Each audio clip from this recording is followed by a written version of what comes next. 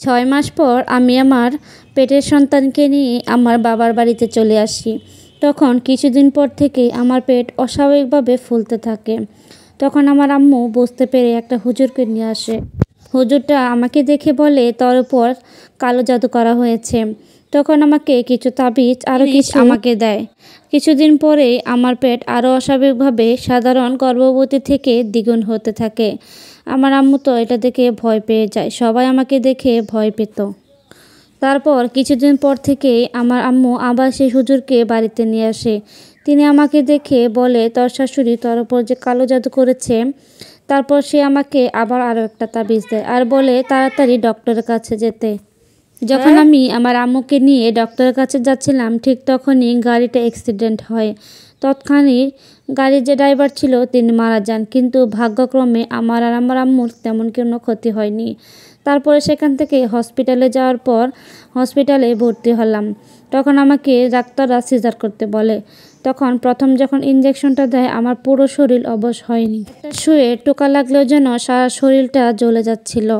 এই অবস্থায় আমার উপর ছুরি চালানো হলো। ওইভাবেই আমার সিজারটা হলো। রক্তক্ষরণে আমাকে দেখে নার্সরা সবাই ভয় পেয়ে গেল। তারপর দ্বিতীয় যখন আরেকটা ইঞ্জেকশন দেয় তখন আমার পুরো ঘাড় ব্যথা হওয়া শুরু করলো।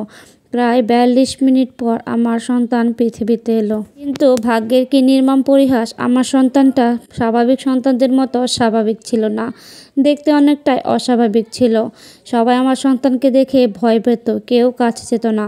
কিন্তু আমি 3 দিন আমার সন্তানের কাছে যেতে পারিনি, তাকে কোলে নিতে পারিনি। তারপর জ্ঞান ফিরে সন্তানকে কোলে নিয়ে বাসায় ফিরলাম। বাসায় আসার একদিন পর আমার সেই সন্তানটা মারা গেল। একটা মাই জানে সন্তান হারানোর কতটা কষ্ট। সব কষ্ট করেও সন্তানকে বুকে নিয়ে থাকতে পারলাম না। যে মানুষটা আমার সব কিছু কেড়ে নিল তাকে আমি মন থেকে কীভাবে ক্ষমা করব। তবে আমার সেই হুজুরটা আমাকে আবারও দেখতে এসেছিল। এসে বলেছিল, তোর উপর যে বদনজর ছিল তোর শাশুড়ি করেছিল, এই জন্যই তোর সন্তানটা মারা গেছে। তবে একটা খুশির খবর হলো, এবার তোর শাশুড়ির অনেক বড় ক্ষতি হবে।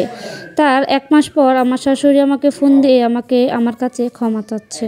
বলছে, বৌমা আমাকে তুমি ক্ষমা করে দাও, আমি অনেক বড় ভুল করে ফেলেছি।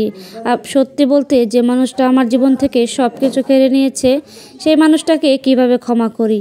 আমিও ফোনটা কেটে দিই কিছু না বলে। তার কিছুদিন পর হঠাৎ করে আমার ননদ একদিন কল দিয়ে বলছে আমার শাশুড়ির পুরো শরীর নাকি একদম অবশ হয়ে গেছে, 1 রাতের ব্যবধানে মুখটা নাকি বাঁকা হয়ে গেছে। আসলে এটা সবই পাপের শাস্তি। কথায় আছে, পাপ তার বাপকেও ছাড়ে না। তারপর আমার স্বামী তার মায়ের কথা শুনে 4 দিনের ব্যবধানে দেশে ফিরে আসে।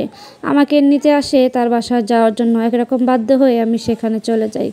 এই কথাটি বিশ্বাসযোগ্য না হলেও একটা আপুর জীবনে এই ঘটনাটি ঘটে গেছে। এটি একটি সত্য কাহিনী। অনেকেই মেয়ে বউ পছন্দ না করেন।